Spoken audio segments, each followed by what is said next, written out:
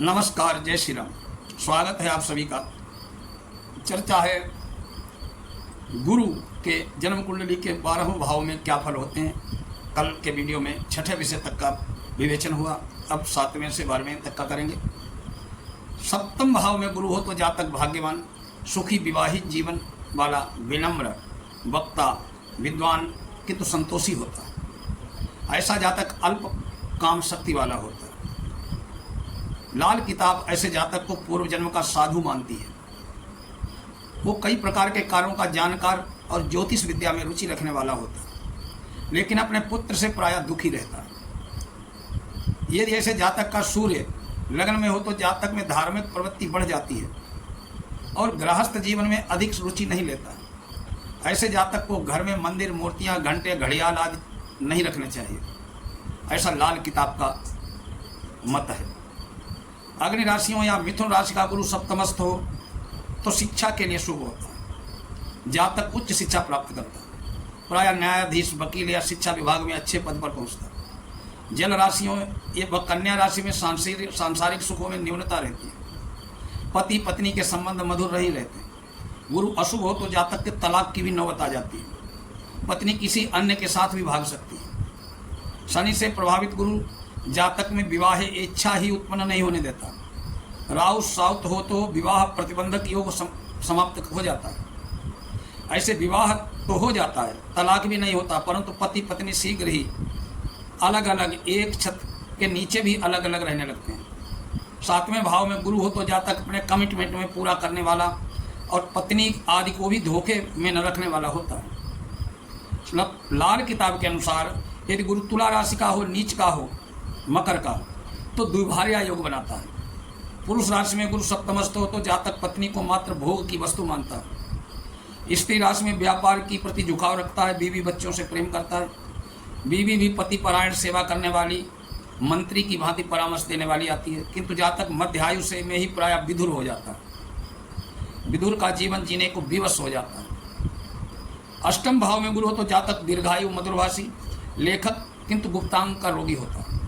जातक का धन नाश हो जाता है अथवा अल्प धन ही रहता है। प्रायः ससुराल पक्ष से अच्छे संबंध रहते हैं। यदि अशुभ हो तो आय ठीक होते हुए भी जातक कर्ज में डूब जाता है, जिसकी स्थिति लाल किताब के शब्दों में श्मशान के साधु जैसी हो जाती है। विशेषकर तब जब कुंडली में मंगल भी अशुभ, किंतु शुभ प्रभाव हो तो जातक का भाग्य देव की शक्ति और स्वयं की आत्मिक शक्ति से बढ़ता है। भगवान धनवान न भी हो तो उसे दुनिया में सब कुछ साधन भोगने को मिलते हैं। ऐसे जातक को ईश्वरीय सहायता मिलती है। ऐसा जातक शरीर पर सोना धारण करे तो शुभता बढ़ती है। लाल किताब के अनुसार अष्टमस्थ गुरु हो तो पिता पुत्र साथ नहीं रह पाते। गुरु बलवान हो तो विवाह से लाभ और विवाहोपरांत भाग्योदय होता है। यदि गुरु अष्टमेश भी हो और शनि के सुयोग बनाता हो तो जातक को अचल संपत्ति वसीयत में मिलती है और दीर्घायु प्राप्ति होती है। ऐसा जातक शांत अवस्था में मृत्यु पाता है, जैसे कोमा या बेहोशी आदि में। ऐसे जातक की मृत्यु वाहन से गिरकर भी संभावित होती है। परंतु किसी विधवा के मरने पर उसकी संपत्ति जातक को जरूर मिलती है।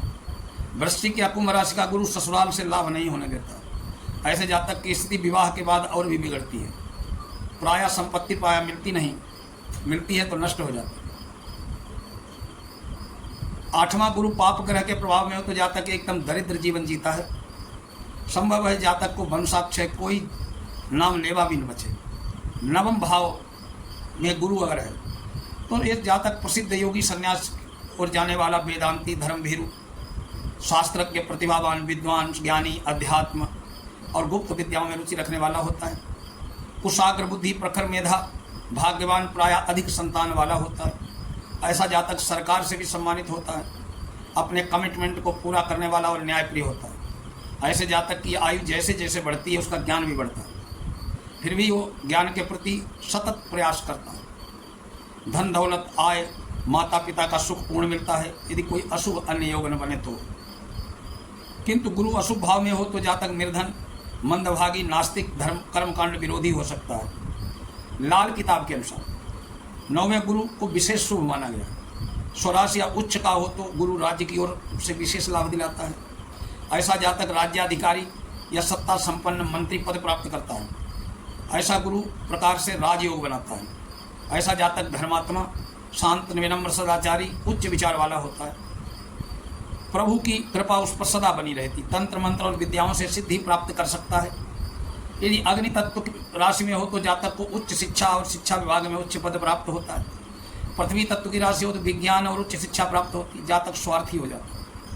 वायु तत्व की राशि हो तो गुप्त, लेखक, मुद्रण, प्रकाशन से लाभ, और जल तत्व से हो तो कानूनविद, न्यायाधीश, वकील आदि होना संभव है। क्योंकि जब जातक अत्यधिक न्यायप्रिय और तर्क क्षमता वाला हो जाता है, छोटे भाई बहनों के लिए 9वां गुरु अशुभ होता है। ये या तो होते नहीं, होते हैं तो उनसे बनती नहीं, और साथ रहेंगे तो प्रगति नहीं होगी दोनों की। संतान की ओर से भी चिंता रहती है। 10वें भाव में अगर गुरु हो तो जातक शुभ कर्म करने वाला, धर्मात्मा, जातक प्रसिद्ध और सम्मानित होता है। धनाढ़, सत्यवादी, न्यायप्रिय भी होता है। ऐसा जातक सफल ज्योतिषी भी हो सकता है। अति उच्च पद पर आसीन हो जाता है। ऐसा जातक ज्योतिषी भी हो सकता है। सर्वोच्च न्यायाधीश, मंत्री, प्रधानमंत्री, राष्ट्रपति, ऐसे जातक को प्रायः अपने पिता का सहयोग नहीं मिलता है। यद्यपि ये भी एक प्रकार से राजयोग होता है। बृहस्पति या अशुभ स्थिति जातक को चालाकी भी बड़े कार्य से लाभ होता है। धर्म, कर्म, विश्वास या नेकी काम करने से दरिद्री और दुखी बनता है, ऐसा लाल किताब का मत है। परंतु शुभ हो तो या अशुभ, जातक बुद्धिमान अवश्य होता है। लाल किताब के अनुसार 10वां गुरु जातक को धर्मात्मा, शुभकर्मा, पूजनीय और अति सम्मानित बनाता है। शुभ प्रभाव का बली गुरु स्वभाव में हो तो जातक के भाग्य की काफ़ी वृद्धि होती है। बड़ा अधिकार और बड़ा पद प्राप्त होता है।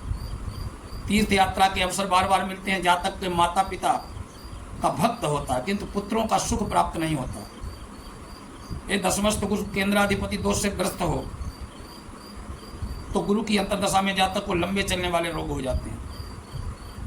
एकादश भाव में अगर गुरु हो तो जातक सुंदर, धनी, संतुष्ट, सफल व्यवसायी, विद्वान, दानी और सम्मानित होता है, किंतु उसके संतान कम होती है। यदि गुरु इस राशि में सिंह राशि का हो तो पुत्र सुख जातक को नहीं मिलता। या पुत्र होता नहीं होता है तो जीवित नहीं रहता। तुला लग्न हो तो गुरु वैसे ही पापी और अकारक हो जाता है। जातक को संतान, शिक्षा और संपत्ति तीनों एक साथ नहीं मिलते।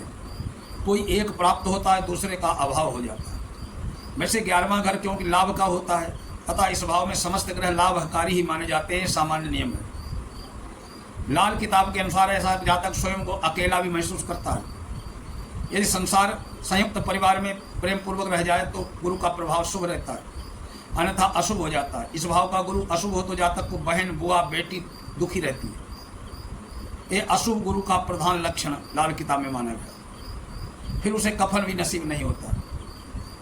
12 12वें भाव में गुरु तो जातक उदार और दूसरों की सहायता में सफल करने वाला होते हुए लालची नहीं होता। वो सुखी किंतु आलसी होता है। प्राय अपना बुरा करने वाला का भी भला चाहता है। क्षमा द्वारा शत्रुओं को जीतता है। यदि बृहस्पति शुभ हो तो जातक धन को तिनके की तरह समझने वाला, श्रेष्ठ ज्ञानी और संसार से वैराग्य रखने वाला योगी हो जाता है। विवेक शून्य, आलसी, परजीवी और लालची होता है अगर गुरु पीड़ित हो। विशेषकर तब जब गुरु नीच का हो या वृश्चिक या कन्या राशि का हो तो अशुभ फल बढ़ जाते हैं। केंद्राधिपति दोष या युति दोष जातक को पीड़ा होती है। लाल किताब के अनुसार 12वें गुरु वाला जातक शत्रुओं से घिरा रहकर भी अपराजित रहता है। जातक की अध्यात्म विद्या की ओर विशेष रुचि रहती है। बुद्धि बल, चतुराई, विनम्रता के बल पर शत्रु से भी लाभ प्राप्त करता है। धर्म गुरुओं, वेद पाठियों और लोकोपकारकों के लिए 12वां गुरु शुभ है। आज अब एक 12वें भाव तक का गुरु का विश्लेषण संपूर्ण हुआ। कल शुक्र का विश्लेषण होगा। तब तक के लिए नमस्कार।